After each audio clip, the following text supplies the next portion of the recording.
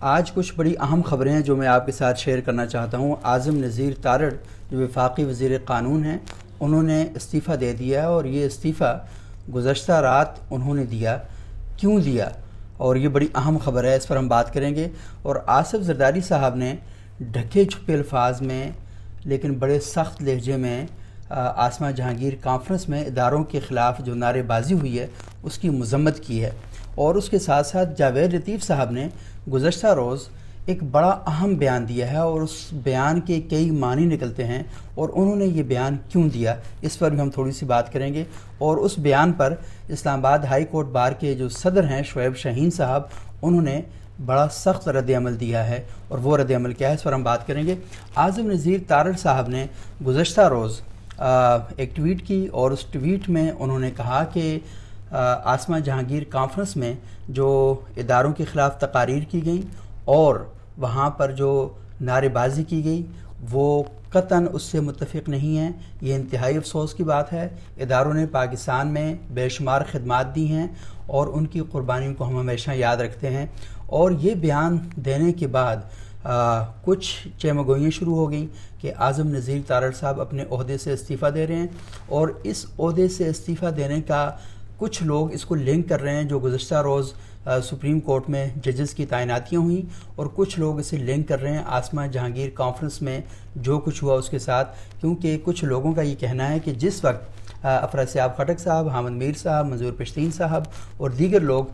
Stage پہ تقاریر کر رہے تھے اور ان تقاریر میں وہ اداروں کو ٹارگٹ کر رہے تھے، تو اس وقت اعظم نذیر تارڑ صاحب مسکرا رہے تھے، اور اس چیز کو بہت زیادہ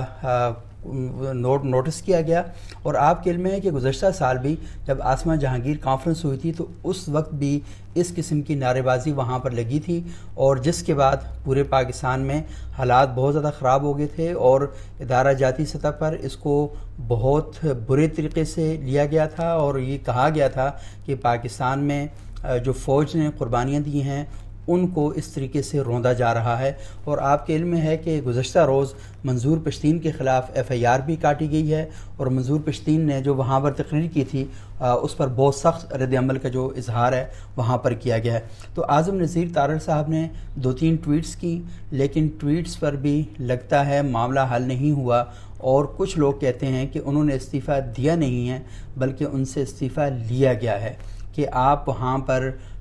جو کانفرنس تھی اس میں یا تو آپ کو اٹھ جانا چاہیے تھا یا وہاں پر اپنے رد عمل کا اظہار کرنا چاہیے تھا، اور آپ کو وہاں بولنا چاہیے تھا، کیونکہ آپ پاکستان کی ریاست کے حکومت کے ایک اہم منصب پر بیٹھے ہیں۔ اور یہ بتایا جا رہا ہے کہ جو استعفیٰ ان سے لیا گیا ہے تو اس میں مسلم لیگ نون کی جو اعلیٰ قیادت ہے ان کی مشاورت اور ان کی مرضی جو تھی وہ اس میں شامل تھی۔ اور دوسرا رد عمل آیا ہے کیونکہ وہاں پر پاکستان پیپلز پارٹی کے رہنما اور پاکستان کے وزیر خارجہ بلاول بھٹو زرداری صاحب بھی تھے، اور ان کی موجودگی میں وہاں پر کچھ نعرے بازی ہوئی،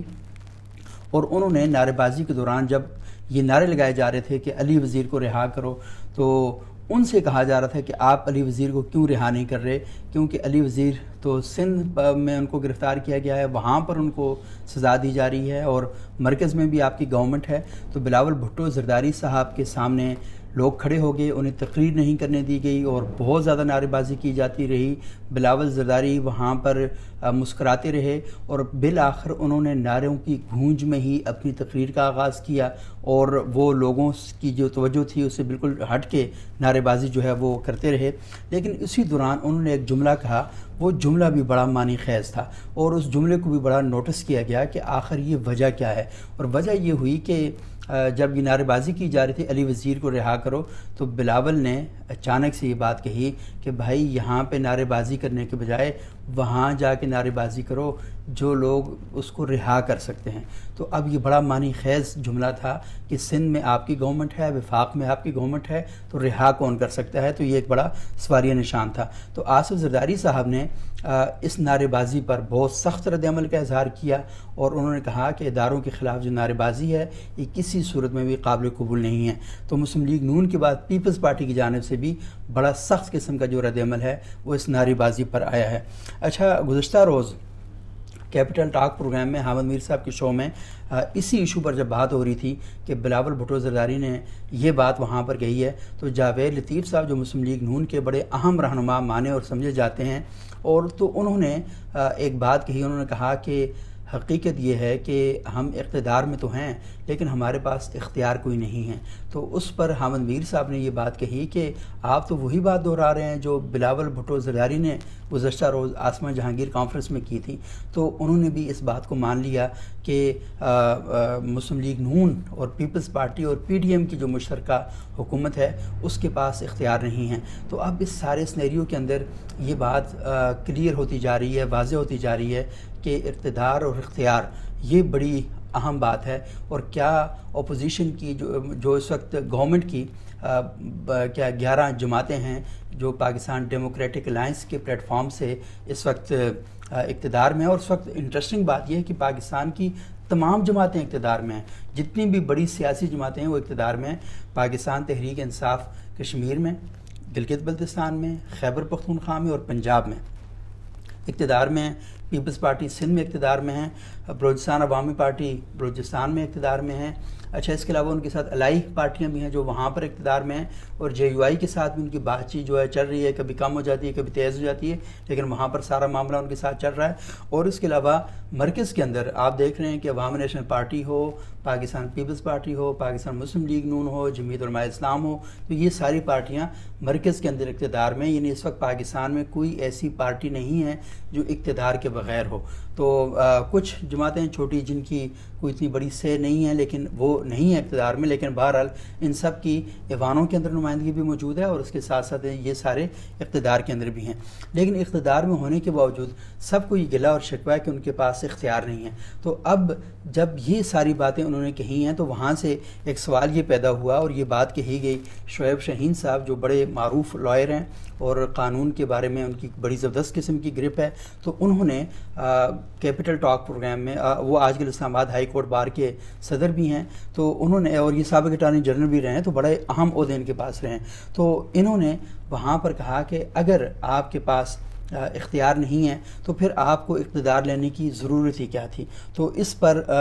کیا کہتے ہیں وہاں پر بات ہوئی ہے کہ آپ نے اقتدار کیوں لیا ہے۔ تو مسلم لیگ نون اپنا ایک موقف رکھتی ہے، وہ یہ کہتی ہے کہ اگر ہم اس وقت اقتدار نہ لیتے تو پھر پاکستان کے ساتھ یہ بہت بڑی زیادتی ہوتی، کیونکہ پاکستان معاشی حوالے سے بھی اور اس کے ساتھ ساتھ سماجی حوالے سے بھی اس کا جو سماجی اور معاشی ڈھانچہ ہے وہ تباہ ہو رہا تھا، وہ ڈسٹرائے ہو رہا تھا۔ تو اس لیے ضرورت اس امر کی تھی کہ مشکل چیز کو ہم نے قبول کیا، حالات ٹھیک نہیں تھے، حالات ہمارے اختیار میں نہیں تھے، چیزیں بہتر نہیں ہو پا رہی تھیں، لیکن اگر اس وقت ہم یہ کام نہ کرتے تو شاید پاکستانی قوم ہمیں کبھی معاف نہ کرتی، تو اس لیے ہم نے اس وقت اقتدار لیا ہے۔ لیکن آپ سب لوگ جانتے ہیں کہ جس وقت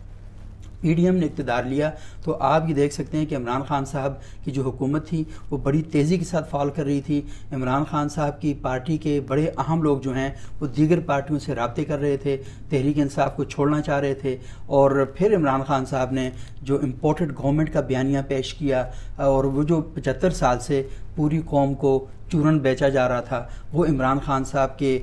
گود میں پکے ہوئے پھل کی طرح آ کر گرا، اور وہ جو درخت تھا جس کی 75 سال میں آبیاری کی جاتی رہی ایک خاص مقاصد کے تحت، اور وہ بالکل بڑا ہو گیا، خان صاحب اپنے لوگوں کو لے کر اس کے سائے کے نیچے چلے گئے، اور پاکستانی لوگوں کو معیشت اور سماج اور باقی جو مسائل ہیں ان سب سے ہٹا کر ایک ایسے نعرے دے دیے کہ جو نعرے تو ہیں ان کو لگاتے ہوئے مزہ تو بڑا آتا ہے، ان کی گونج میں بڑا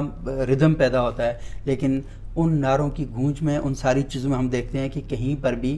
فیکٹس نہیں ہیں۔ اور یہ بات جو ہے یہ میں نہیں کہہ رہا، یہ پاکستان کے بڑے سنجیدہ سیاستدان ہیں، سارے اس بات کو مانتے ہیں۔ تحریک انصاف کے رہنما اور پاکستان کے صدر عارف علوی صاحب بھی کہتے ہیں کہ یہ جو امپورٹڈ گورنمنٹ نامنظور کا بیانیہ اور امریکہ کا سائفر کا جو چیزیں تھیں وہ اسے درست نہیں سمجھتے۔